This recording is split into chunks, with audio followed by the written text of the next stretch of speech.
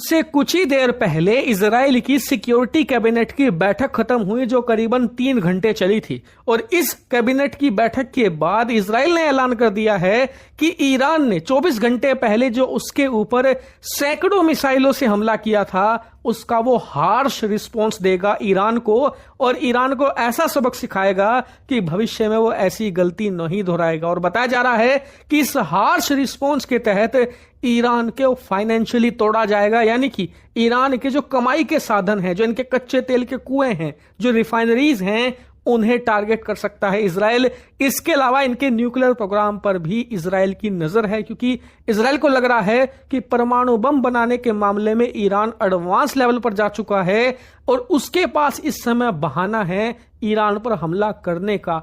इसीलिए यही समय है बदला भी ले लो और साथ ही ईरान का जो न्यूक्लियर प्रोग्राम है उसे ऐसे तबाह करो कि 10 साल में भी ना खड़ा हो पाए, जैसा कि इजराइल ने अमेरिका के साथ मिलकर सन 2010 में किया था। आज तक भी ईरान उस सदमे से उबर नहीं पाया है। ऐसे ही सदमे की तैयारी अब इजराइल कर रहा है फिर से अमेरिका के साथ मिलकर। लेकिन ऐसी सिचुएशन में जब यह तय है कि इजराइल ईरान पर सीधा हमला करेगा ही करेगा, भारत के युद्धपोत ईरान पहुंच चुके हैं। और जैसा कि आप देख सकते हैं, इकोनॉमिक टाइम्स ने यह रिपोर्ट छापी है जिसमें बताया है कि आज सुबह ही इंडिया के जो युद्धपोत हैं वो ईरान के पोर्ट पर डॉक कर चुके हैं, यानी कि पहुंच चुके हैं, और वहां पर ईरान की नौसेना के साथ एक मैसिव युद्धाभ्यास करने जा रहा है भारत। और इसीलिए भारत में अब 2 सवाल पूछे जा रहे हैं। पहला तो ये कि ऐसे युद्ध जैसी सिचुएशन में जब इस बात की संभावना है कि इजराइल ईरान की नौसेना पर भी हमला कर सकता है, इनके पोर्ट तबाह कर सकता है, क्या भारतीय युद्धपोत ईरान भेजना सही फैसला था? दूसरा ये, ऐसे वक्त में जब ईरान ने इजराइल पर अटैक किया है जो कि भारत का एक फ्रेंडली कंट्री है और बहुत ही ज्यादा क्लोज पार्टनर भी है, क्या हमें ईरान अपनी नौसेना को भेजकर युद्धाभ्यास करवाना चाहिए था? क्योंकि इससे इजराइल नाराज भी हो सकता है कि हमारा तो युद्ध चल रहा है इस देश के साथ और आप यहां पर युद्धाभ्यास कर रहे हो उनकी नौसेना के साथ। इसीलिए इस युद्धाभ्यास को लेकर भारत सरकार की आलोचना हो रही है कि ऐसी क्रिटिकल सिचुएशन में भारत ने यह फैसला क्यों लिया। तो देखिए, इसके पीछे जवाब बहुत ही सिंपल सा है। पहला तो ये कि ये युद्धाभ्यास ऐसा नहीं कि 1-2 दिन में डिसाइड होते हैं। असल ऐसे युद्धाभ्यासों की तैयारी महीनों पहले शुरू हो जाती है और ये युद्धाभ्यास के लिए पहले एग्रीमेंट होते हैं जो कई साल पहले कर लिए जाते हैं। इसीलिए एग्रीमेंट के तहत आपको युद्धाभ्यास करना ही होता है।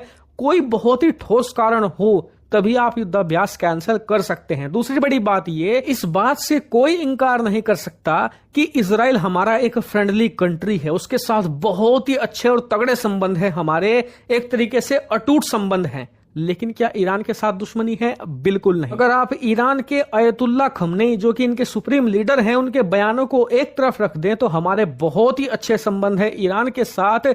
और आने वाले समय में अरब में अगर भारत को डोमिनेट करना है तो ईरान एक इंपॉर्टेंट कंट्री साबित होगा। ईरान के साथ हमारे बहुत सारे एग्रीमेंट है, चाहे वो ट्रेड हो, सिक्योरिटी हो या फिर मिलिट्री हो, हर जगह एग्रीमेंट है। इसीलिए इजराइल हमारा दोस्त जरूर है लेकिन ईरान हमारा दुश्मन बिल्कुल भी नहीं है। और ये आप याद रखिए, जब तक हम पीओके पर कब्जा नहीं कर लेते तो मध्य एशिया में, यानी कि कजाकिस्तान, तुर्कमेनिस्तान, इसके अलावा अफगानिस्तान भी आप ले लीजिए, यहां पर पहुंचने के लिए हमारे पास एक ही रास्ता है जो ईरान से होकर जाता है। इसलिए ईरान हमारे लिए क्रिटिकल है। ईरान के साथ हम अपने संबंध खराब नहीं कर सकते। रही बात कि क्या इजराइल इससे नाराज होगा, बिल्कुल नहीं। इजराइल एक मैच्योर कंट्री है, उसे पता है कि भारत जो ईरान के साथ कर रहा है मिलकर, इससे इजराइल को कोई भी नुकसान नहीं है। और अच्छा दोस्त वही होता है जो दोस्त की मजबूरी समझे। उन्हें पता है भारत का ईरान के साथ एग्रीमेंट है, ईरान भारत के लिए एक इंपॉर्टेंट कंट्री है, इसलिए भारत ईरान से दुश्मनी नहीं कर सकता। यह बात वो भी समझते हैं। इसीलिए इस मुद्दे को ज्यादा हवा देना ठीक